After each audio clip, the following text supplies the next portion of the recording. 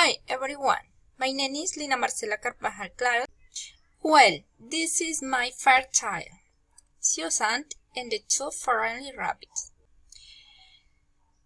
Once upon a time, there was a cheerful girl called Susan. She was on the way to see her cousin Rod when she decided to take a shortcut through Hyde Park. It wasn't long before Susan got lost. She looked around, but all she could see were trees. Nervously, she fell into her bag for her favorite toy, Molly. But Molly was nowhere to be found. Susan began to panic. She felt sure she had picked Molly. To make matters worse, she was starting to feel hungry. Unexpectedly, she saw a friendly rabbit dressed in a yellow t-shirt disappearing into the trees. How hot, thought Susan. For the want of anything better to do, she decided to follow the peculiarly dressed rabbit. Perhaps it could tell him the way out of the forest. Eventually, Susan reached a clearing. In the clearing were three houses, one made from carrots, one made from chocolate, and one made from cakes. Susan could feel her tummy rumbling. Looking at the house did nothing to ease her hunger. "Hello," she called. "Is anybody there?" But nobody replied. Susan looked at the road on the closed house and wondered if it would be rude to eat somebody else's chimney. Obviously, it would be impolite to eat a wooden house, but perhaps it would be considered as a table to nibble the old fissure or lick the old fitting in a time of need. A cackle broke through the air, giving Susan a fright. A witch jumped into a pace in front of the houses. She was carrying a cage. In the cage was Molly. "Molly!" shouted Susan. They turned to the witch. "That's my toy." The witch used to get Molly back, cried Susan. "Not on your knees," said the witch. "At least let Molly out of the cage." Before she could reply, two friendly rabbits rushed in from a footpath. On the other side of the clearing, Susan recognized the one in the yellow t-shirt that she seen earlier. The witch seemed to organize him too. "Hello, be right," said the witch. "Good morning." The rabbit noticed Molly. "Who is this?" "That's Molly," explained the witch. "Oh, Molly would look lovely in my house."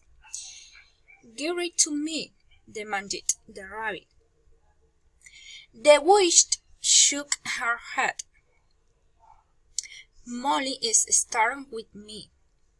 "Anne, excuse me," Susan interrupted. "Molly lives with me and not in a cage." But Big Rabbit ignored her. "Is there nothing you're trying?" he asked the witch. The witch thought for a moment and said, "I'd like to be entertained.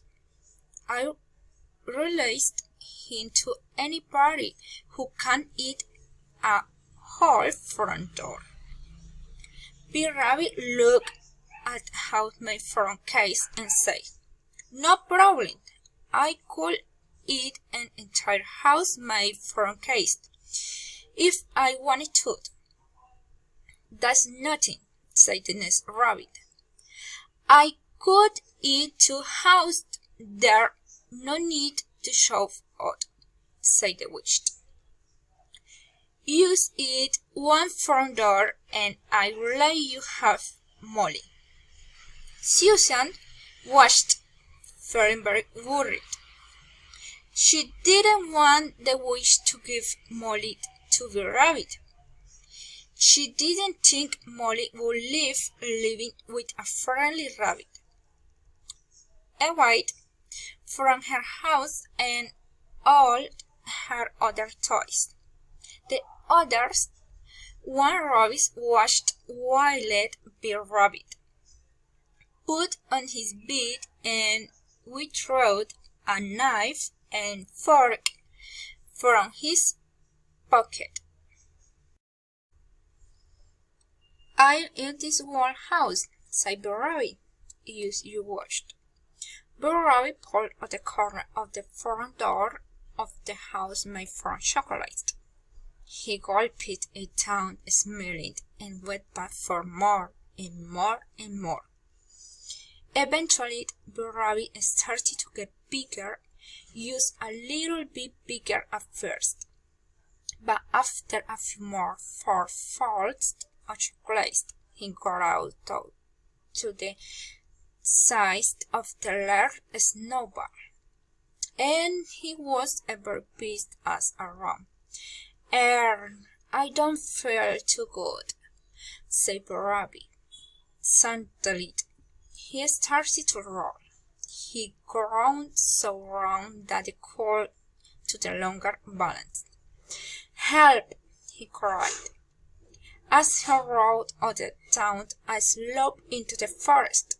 Bill Rabbit never finished getting the front door made from chocolate, and Molly remained trapped in the witch cage.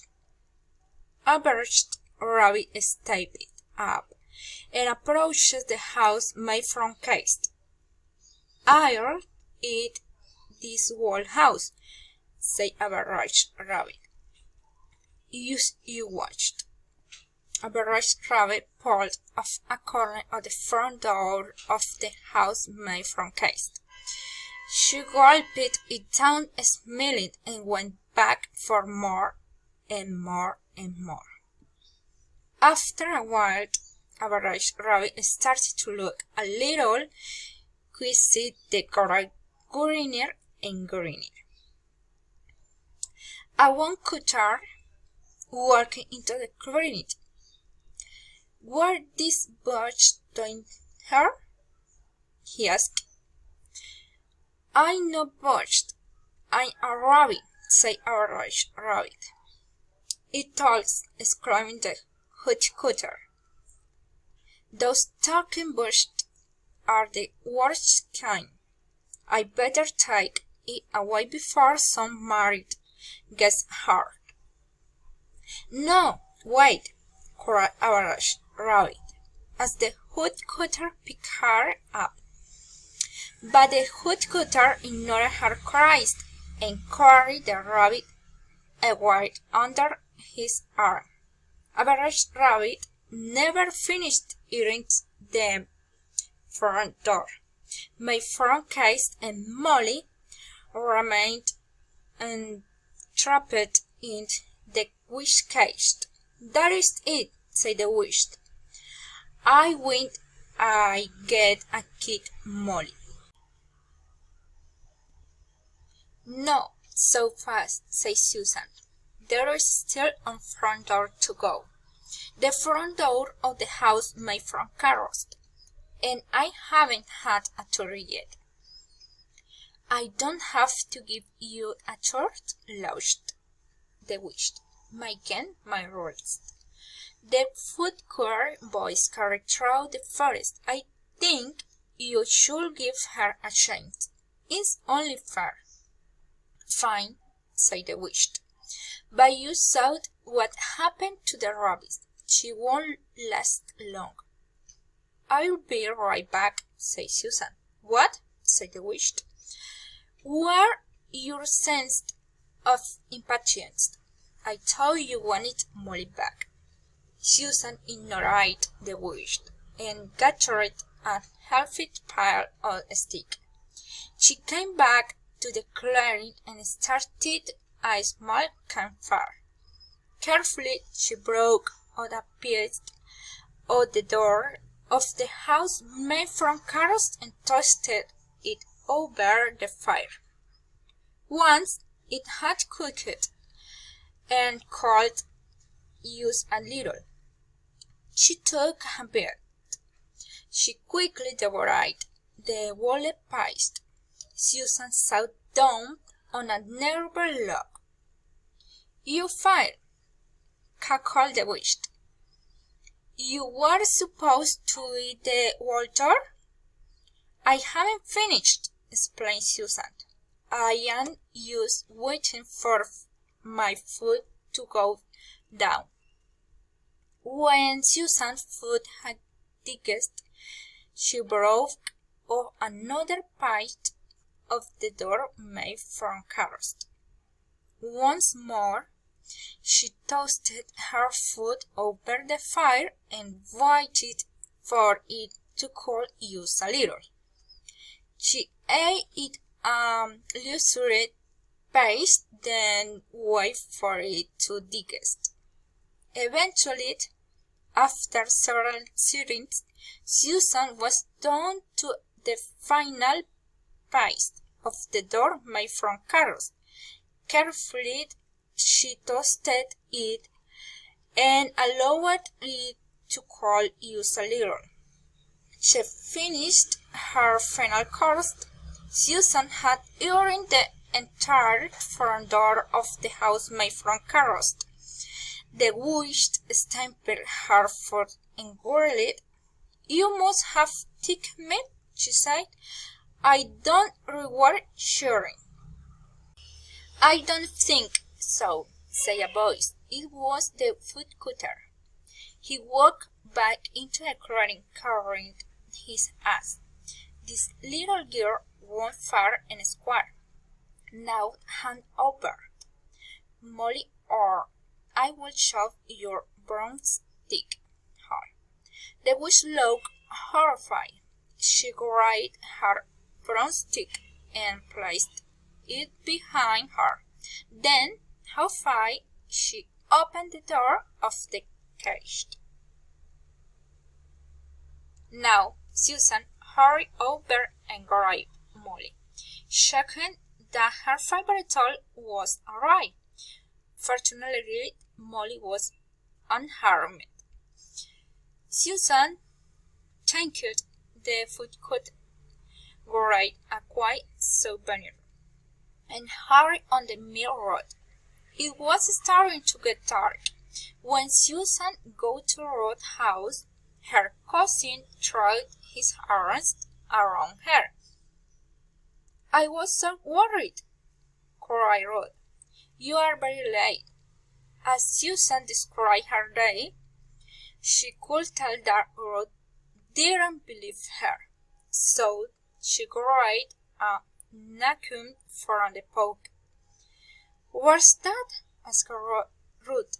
Susan unwrapped a drum nug made from chocolate. "Pudding?" she said. Ruth almost fell on his chair. The end.